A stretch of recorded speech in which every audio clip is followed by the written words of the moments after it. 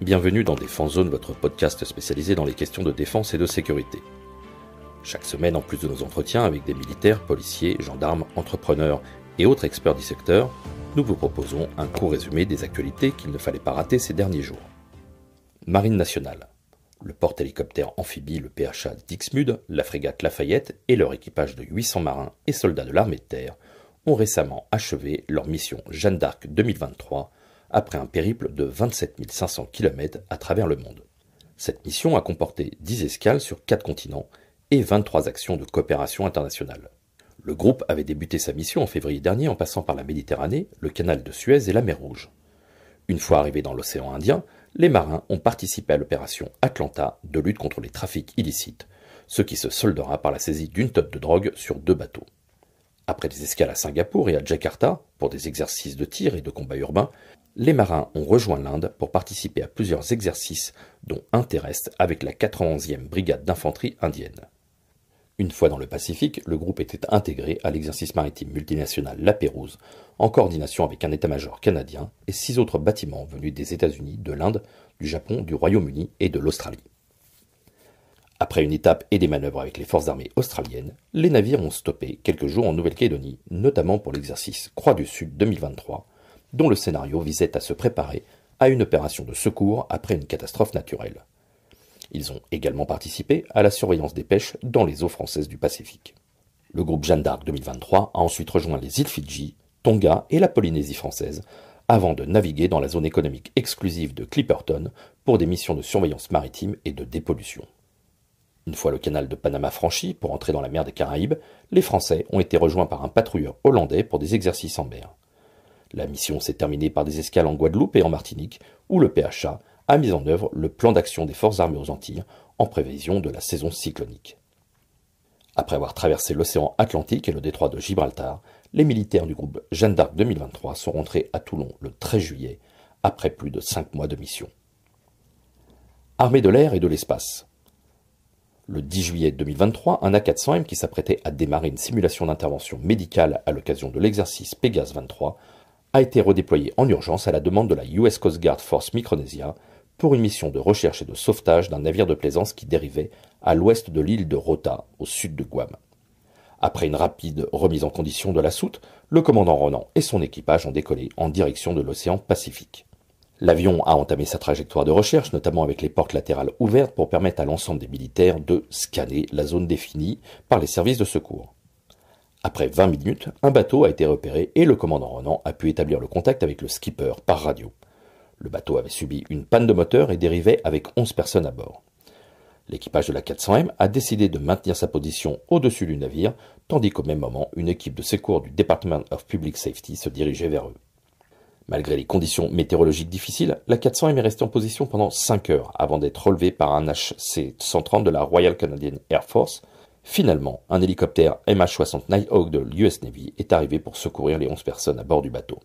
Le commandant Ronan et son copilote, le lieutenant Félix, ont exprimé leur satisfaction d'avoir réussi la mission et d'avoir pu rassurer l'équipage du bateau en restant sur la zone de sauvetage.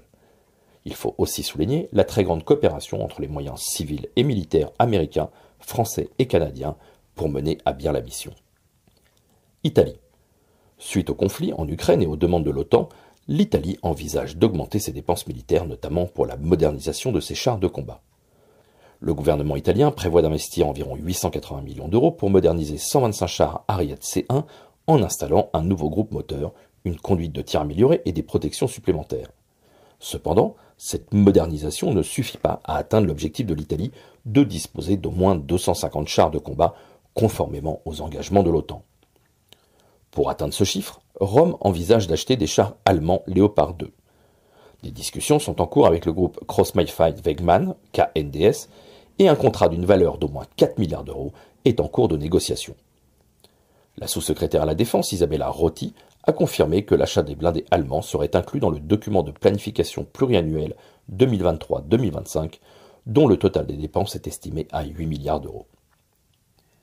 Si l'Italie souhaite renforcer ses capacités militaires, elle pourrait néanmoins demander des compensations, notamment en termes de fabrication locale des chars ou d'échange d'équipements avec l'Allemagne.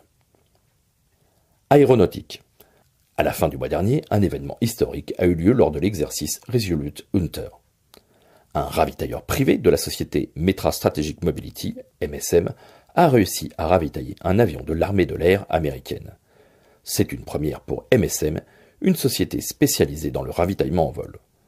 Ce développement pourrait marquer une étape significative dans la gestion des ressources de ravitaillement aérien de l'US Air Force.